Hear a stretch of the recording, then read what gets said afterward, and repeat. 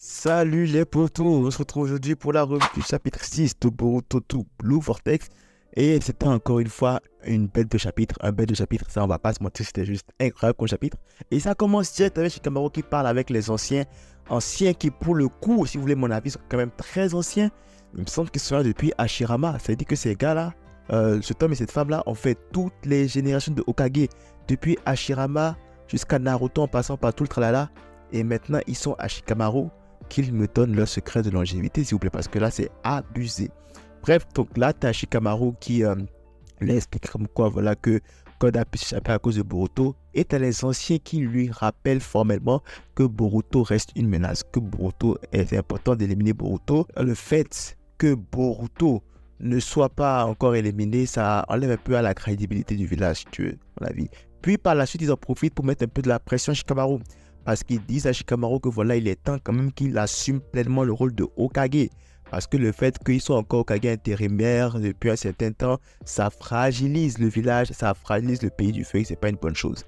Clairement, Shikamaru ne leur répond pas, mais on comprend quand même que c'est par rapport en fait à son amitié avec Naruto. Je pense que, à mon avis, Shikamaru ne veut pas récupérer un poste alors qu'il n'est peut-être même pas sûr que Naruto soit mort. Après, dans leur conscience que Naruto est mort, ben peut-être qu'ils commencent à avoir des doutes sur le fait que Naruto ne serait peut-être pas mort. Donc ce ne serait pas une bonne chose de prendre la place qui revient de droit à Naruto.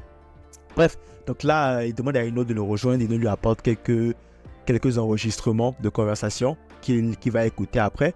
Et là, il y a un truc que j'avais pas remarqué pendant ma première lecture, que j'ai remarqué dans ma deuxième lecture, c'est qu'il a fait un signe à Ino en la renvoyant après. Il a fait un signe, je pense que c'est leur nom de code comme quoi ça va être une conversation privée qu'ils vont avoir. Donc c'est une conversation privée. Et donc là, voilà quoi, il commence à demander à Ino voilà, de lui faire confiance et tout. Et qu'il pense quand même que Boruto n'est peut-être pas le mal en fait. Et qu'il a besoin de son aide pour réaliser quelque chose. Bien sûr, tu as Ino qui est un peu réticente parce que voilà quoi, c'est quand même une haut placée au niveau des structures de communication du village. Puis le fait qu'elle fasse un truc comme ça, c'est un peu illégal. Donc bon, tu vois, elle est un peu réticente. Mais comme c'est Shikamaru, que c'est un ami de longue date, elle lui fait quand même un peu confiance. Et du coup, voilà quoi, elle va rendre le service à Shikamaru. Service qu'on découvrira plus tard dans le chapitre. Et donc là, tu as Kawaki, par exemple, qui parle avec Ada et puis le frère Ada.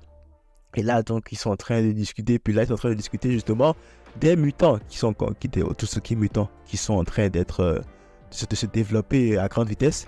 Et là, donc, tu as Ada qui fait comprendre à Kawaki qu'en plus d'avoir comme cible les Otsutsuki que sont Kawaki et Boruto, ces mutants-là aussi ont pour cible Naruto, le père de Boruto, et Sarada. Donc, le premier gros mystère que ce chapitre-là nous a soulevé, c'est de savoir pourquoi en fait est-ce que Naruto et Aida sont aussi des cibles de nos chers amis les mutants. Donc là, bref, tu as le frère de Aida qui aussi ramène un point intéressant auprès de Kawaki, c'est de faire comprendre que c'est une menace, que les mutants sont des menaces à éliminer au plus vite, parce que si jamais ils arrivent à Konoha et qu'ils disent voilà on est venu pour éliminer Naruto Uzumaki, ça va commencer à lever des soupçons, parce que techniquement Naruto est mort. Pourquoi est-ce que ces gars-là viendraient en fait demander à Naruto Uzumaki alors que Naruto Uzumaki est supposé être mort, tu vois? Genre ouais, c'est vrai que ce serait facile de dire c'est bon, il est déjà mort, on n'a rien à faire, mais si c'est des mutants qui ont été créés après la supposée mort de Naruto et qui demandent quand même à bouffer Naruto, à trouver Naruto, c'est qu'ils savent quelque chose que le reste du monde ne sait pas. Là, ça pourrait cacher la couverture de Kawaki. Donc là, Kawaki est un peu en PLS. Donc, je pense que là, il a une nouvelle priorité, c'est de se débarrasser des mutants au plus vite s'il veut garder sa couverture. Donc là, on découvre un personnage qu'on n'avait pas vu depuis longtemps, Mitsuki. Mitsuki, qui en fait a été chargé par Shikamaru de surveiller Kawaki et Aida. Et ça m'a fait plaisir de voir Mitsuki parce que je me demandais, en fait, j'avais peur que si avec l'arrivée de Kawaki, Mitsuki soit relégué au second plan et ne soit plus un personnage intéressant. Mais bon, force est de constater que Mitsuki n'a pas été relégué au second plan et que ça reste encore un bête de personnage. En plus, le chara design est génial et par la suite aussi, on verra qu'il est toujours, voire même beaucoup plus badass qu'avant. Donc voilà, tu as donc Kawaki qui commence à sentir un peu la présence de Boruto. Et donc là, Mitsuki est mis au courant. Donc là, Mitsuki essaie de contacter Shikamaru pour lui dire ah voilà, écoute, on a senti Boruto. Et qu'est-ce que Shikamaru va faire? Contre toute attente, Shikamaru va se connecter à Boruto qui est en train d'expliquer la même situation des mutants à Sarada et compagnie. Il explique aussi en même temps à Sarada, voilà comment est-ce que son père s'est fait transformer en arbre et tout. Voilà, il a été absorbé par les Otsutsuki, bref.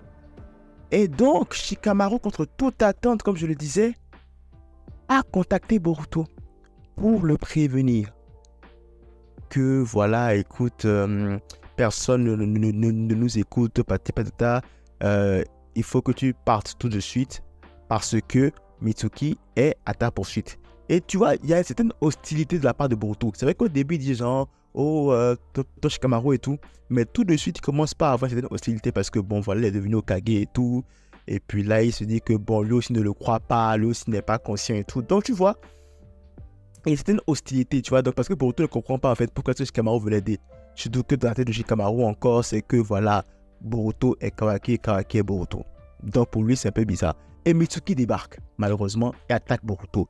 Mitsuki nous dévoile son mode ermite vraiment ultra stylé. Et Boruto, bien sûr, Boruto, un personnage OP, que veux-tu, il réussit à s'échapper. Et donc, la conversation avec Shikamaru continue. Il réussit à genre semer Mitsuki. Et la conversation avec Shikamaru continue jusqu'à ce que Shikamaru lâche la bombe. Comme quoi, il se doute que Boruto est bel et bien Boruto.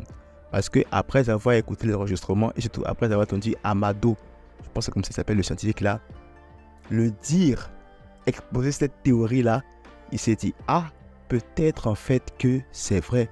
Peut-être que Boruto et Kawaki ont été intervertis, les personnalités, les histoires, les vies de Boruto et de Kawaki ont été inverties aux yeux des autres personnes à part eux-mêmes. Il s'est dit que c'est possible. Et donc elle l'explique comme ça à Boruto.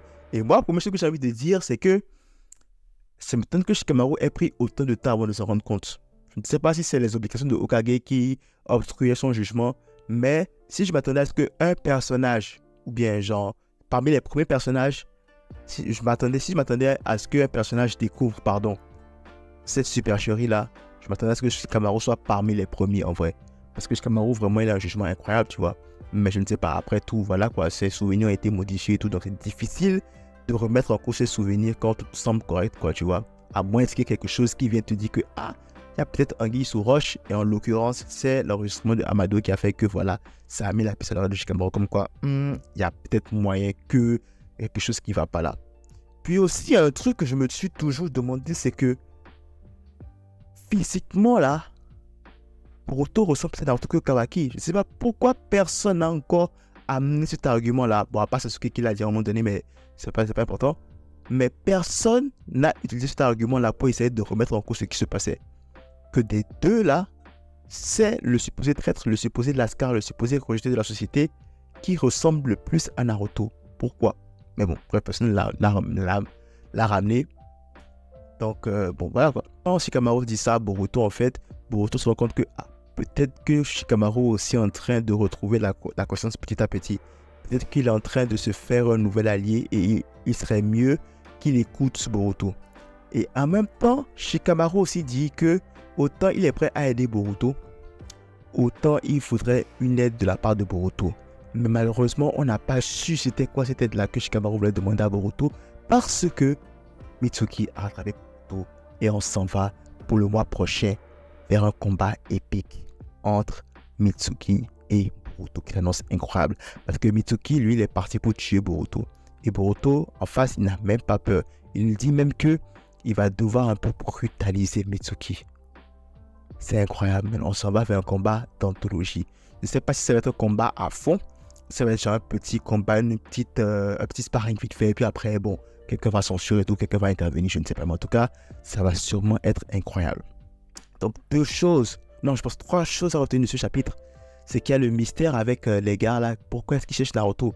Et surtout le fait qu'ils cherchent Naruto pourrait mettre Kawaki dans la mouise quant à sa couverture. Deuxième chose, c'est que quelles sont les véritables intentions de Shikamaru? Qu'est-ce que Shikamaru attend de Boruto? Et troisième chose, qu'adviendra-t-il de ce combat titanesque qui nous attend entre Boruto et Mitsuki? Franchement, ça c'est bien. C'est bien. Je pense que l'intrigue, en fait, en tout cas, la première partie de l'intrigue, pour le coup, pour le moment, va retourner autour du fait que, voilà, il faut révéler la véritable identité de Boruto à tous ceux qui ont eu un lavage de cerveau. Je pense que ça va être ça la première partie de l'intrigue, puis après la deuxième partie va continuer avec les mutants et tout. Mais bon, bref, en tout cas pour le moment, c'est de très bons chapitres, c'est de très bons chapitres. Genre, chaque lecture mensuelle de Boruto est juste un véritable régal et on a tout de suite hâte pour la suite. En tout cas, personnellement, moi, j'ai déjà hâte pour la suite. Genre, ça me gênerait même pas qu'il me fasse juste un chapitre avec le combat Boruto Mitsuki, tellement ce combat-là promet d'être passionnant et intense. Voilà tout ce que j'avais à dire pour cette revue du chapitre 6 de Boruto 2 Blue Vortex. N'hésitez pas à liker, ça fait toujours plaisir. Si tu es encore abonné, ça fait encore plus plaisir. Max de like, max de partage. On se retrouve très très peu de nouvelles vidéos. C'est la pointe, son de vos proches. C'est tout pour moi. À la prochaine.